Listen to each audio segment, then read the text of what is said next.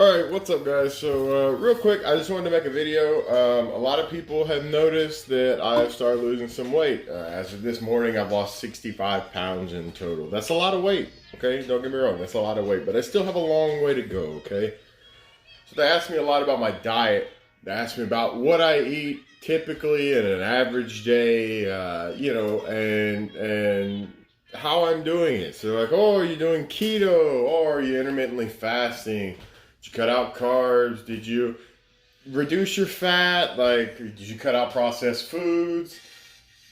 No. No, I didn't. Okay? No, I did not. And here's what I did, actually. So this morning, I prepped some food. I'm going to go through it just a little bit, and I'm going to kind of give you an insight into what I've been doing in an effort to make conscious decisions about making a lifestyle change. Because at the end of the day, it is a lifestyle change, okay? It's a lifestyle change. It's not something that's going to happen overnight, and it's not something that you just flip a switch and you're like, oh, I want to be skinny now, and then you wake up and you're like, wow, I'm skinny and I have a six-pack, and like, no. It doesn't work like that. So, anyway, here's what I made. It's actually still warm. This is going to beep if I don't close it. But it's still warm. Here's what it is, okay? So, if you look right here, you're going to have 3 of these potatoes. I do about 3 per meal, okay? It takes the place of rice whenever I get tired of rice, okay? Because you need carbs. Despite what people say, despite the misconception on, oh, carbs are bad, they make you gain weight, you can cut out carbs. No. Carbs are a macronutrient for a reason. They're important. They're a building block. You need them. They make energy, okay? So I have the potatoes here, and then on the side, I weigh all my food. So super cheap scale right here. Look at this. It's called NutraFit. I found it on Amazon. It was like 10 or 15 bucks. I don't remember. Maybe less. I don't know. Works good, but I weigh everything out on that. And yeah, so it's like 7 ounces here and approximately 6 ounces here, okay? Depending, and it's just whatever carb source I have. So sometimes it'll be rice. Sometimes it'll be quinoa. Sometimes it'll be potatoes. And I supplement that with a lot of different fruits and vegetables that we'll get into some other time, but that's not important. But this is portion control, right? So the beef, oh, everybody's like, oh, beef is super fattening and this, that, whatever, you know, red meat causes you to gain weight. Well, for starters, I'm saying the way that you're cooking red meat is probably causing you to gain weight because people put butter, people like spray their pan down with 100 seconds of spray cook to keep it from sticking. Here to tell you, just because it says it has 0 calories is not true. If it's anything under 2.5, they round it down to 0. On average, a second of spray actually has more close to 5 calories in it, okay?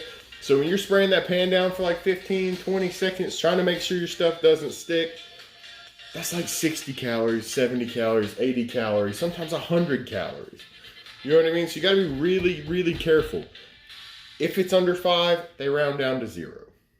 That's a fact, okay? So that's something to keep an eye out for. Don't salt your food after you cook it, okay? You cook in it, you salt it, that's cool. Don't re-salt it whenever you go to eat it. Salting it twice, that's what's gonna up your salt increase. People are like, oh, don't use salt on anything. Well, salt's important, okay? Without salt, you couldn't hold water. If you can't hold water, guess what? You die. So it's pretty important that you don't go at an all-in approach and like take it so seriously and be like, oh, I have to cut these things out completely. Because that's where yo-yoing comes in. And that's where you think it's going to benefit you to take all these things out, but you do so in such a way that they end up coming back more prevalent than the first time, and it's actually worse than if you would have just left them where they're at. Okay? So I eat one of these at lunch and one of these at dinner, okay? I have breakfast. For what I eat for breakfast, okay? I got a lot of things here, okay? A lot of things to cover. Rolled oats. All right, I love these. They're very filling. I usually cook them with some milk. Not traditional milk, just because I like to save some calories. So I'll have some, look at this, 60 calories per cup, almond milk, okay? 60 calories per cup almond milk. And I'll have, 1 cup of this, cooks half a cup of these. So then you're in 240 calories and some really tasty oats. And then you pair it with some stuff. So like I eat a kiwi every day, okay? Just a normal, well, this is a golden kiwi, but I eat a kiwi every day. I'll have 2 oranges, and then I'll have a banana right before, my workout. And so I center foods around what I'm going to be doing. So in the morning, I take in a lot of fruits, and I take in, I take in some caffeine. So I'll have, I eat raspberries in the morning. I eat blueberries in the morning. I have my kiwi in the morning, and then I'll have 2 little round cheeses for some healthy fats. And a little bit of protein. So, but that gets me started. That's like the jump start. You get some really, really good natural sugars. You get that caffeine in you. You're wide awake. You're ready to go. And I work early. So I get up, I get going, and then I get into my day. And so that works pretty good. And then about 2 to 3 hours later, I'll have another small meal, which is like usually a low-fat Greek yogurt, some more fruit or something of that nature, and then I'll have some more cheese, because cheese is a real staple in my diet. It's where I like to get my fats from, because I enjoy cheese. Cheese, peanut butter, things like that for healthy fats is real nice. And then I'll have a piece of fruit, like a whole piece of fruit, like an apple or a banana for my second meal. Then in 3 to 4 hours, I'll have my lunch, which is what I showed you. And then, so before I go to the gym, I'll have about 20 carbs, which is average of what's in a banana. So a banana is about 100 calories. You're not going to notice it if you're going to the gym and do any amount of cardio whatsoever. If you go 1 mile, usually the average person, 155-pound person, in 1 mile is going to burn about 100 calories. Now, if you do an incline of at least 15% gradient, then that doubles to 200 calories. So you see all the people walking on the incline like this, that's why they're doing it, is because it's more strenuous. Obviously, if you lean over the machine and you and you don't like walk upright and actually try to walk up the gradient, then you're not going to get that full effect. But so I have the banana before, and the carbs really help me to get through the workout, and that's what they're for. So then I will supplement some creatine monohydrate. Okay? It's from GNC. It's really good stuff. There are more studies about creatine than there are about any other supplement on the market. It's super safe when taking in the monohydrate form. The HCl form, it's debatable, but the monohydrate form, I take 5 grams, which is this little teaspoon right here, rounded off, okay? Boom. What is that for? Okay, so your body makes creatine naturally, right? It makes it naturally. It occurs in the muscle naturally. And so what happens is when you strength train or you endurance train, some of that is lost in the process. And so this is just to make sure that I have that where it needs to be, when it needs to be there, okay? I just take 5 grams. Somebody my body weight should probably take closer to 10 grams, but I've noticed that 10 grams is kind of hard for me to stomach. So 5 grams is what I can get in, so it's better than not getting in any. I also super recommend Ghost Pump. This is a nitric oxide. And so what this does is it gets air into the blood, and it allows it to flow, and it pushes it into the muscles. Okay, so it gets you a better pump whenever you're strength training, and you're going to benefit from that. You'll see growth, okay, because the way that you grow the muscle is you want to push as much blood as humanly possible into the muscle, okay? Because the more engorged you can get it, the bigger the swell, the longer it takes to heal, the more hypertrophy. Hypertrophy is very important for seeing muscle growth. So then I come home from the gym, okay? And depending on what time it is, sometimes I get off earlier, sometimes if I get off later. If I get off really early and it's going to be like more than 4 hours before I'm going to eat my dinner, then I'm going to have a protein shake. So in the protein shake, I'm going to have carbs. I'm going to take 1 scoop of these, okay? These are just Siren Labs Ultra Carbs. You can find it at GNC. It's pretty good stuff. 25 grams of carbs, okay? They're like, oh, carbs are bad. You shouldn't eat carbs. Well, you need carbs, So this is so I don't crash and I feel like death after my workout. No, that's no fun. I'll have a scoop of those and 2 scoops of this. This is the best tasting protein that I have ever had in my entire life. Chocolate Bliss, gold standard, 100% isolate. Just gonna have 25 grams of protein per scoop. And yep, one carb, a single carb.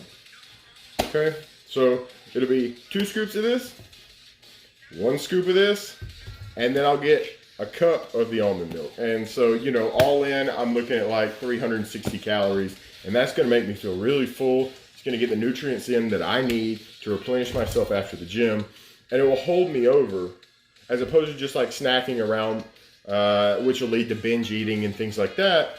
It'll hold me over, and it will kind of aid in the satiety of, you know, my overall diet until I get to eat that final meal around 8 or 9 o'clock, which is again going to be this. And that's my diet. I meal prep, you know, 12 meals, you know, sometimes 10, sometimes 12, sometimes I'll meal prep for my girlfriend, I'll make 30, and we'll both eat the same thing the whole week. But as a rule of thumb, that's what I do. It keeps me at or around 2,000 to 2,400 calories, okay? That's a big gap, I know. But on average, so for my body weight, which right now is 284, down from 352. My body weight, it's debated a little bit, but as a rule of thumb, I need like 3,000 to 3,100 calories to maintain this body weight. So I could eat that and I wouldn't go up, I wouldn't go down. But I want to make a deficit. Caloric deficit is the only way to lose weight. There is no easy way to do it. This is it. Okay? So if I start myself out at 600 to 800 calories below my maintenance, then that means every single day I lose 600 to 800 calories towards a pound, which is originally thought to be 3,200 calories. But in day-to-day science now, they think it's more like 3,400, 3,600. So, but anyway, yeah, that's every single day I'm inching closer to the pound that I want to lose.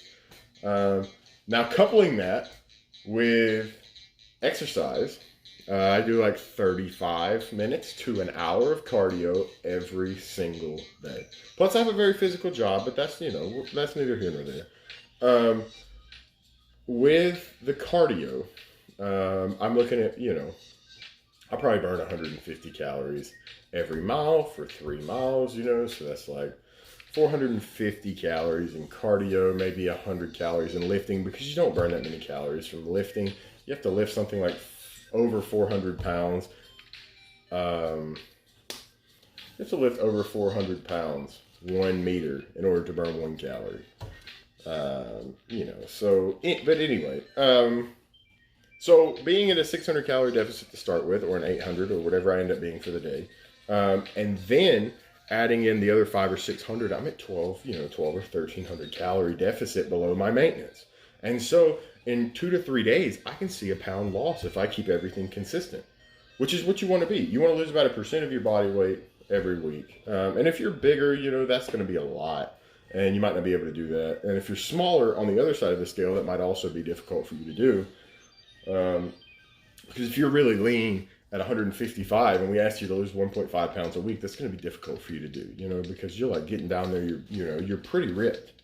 So, anyway, but yeah, I try to average like 2 to 3 pounds a week right now, somewhere in there. You know, if I have some days of really high cardio, then I'll, you know, take it easy on my legs and let them recoup, because it's a lot, and I've had knee surgery and things like that. But yeah, guys, that's gonna wrap it up for this video.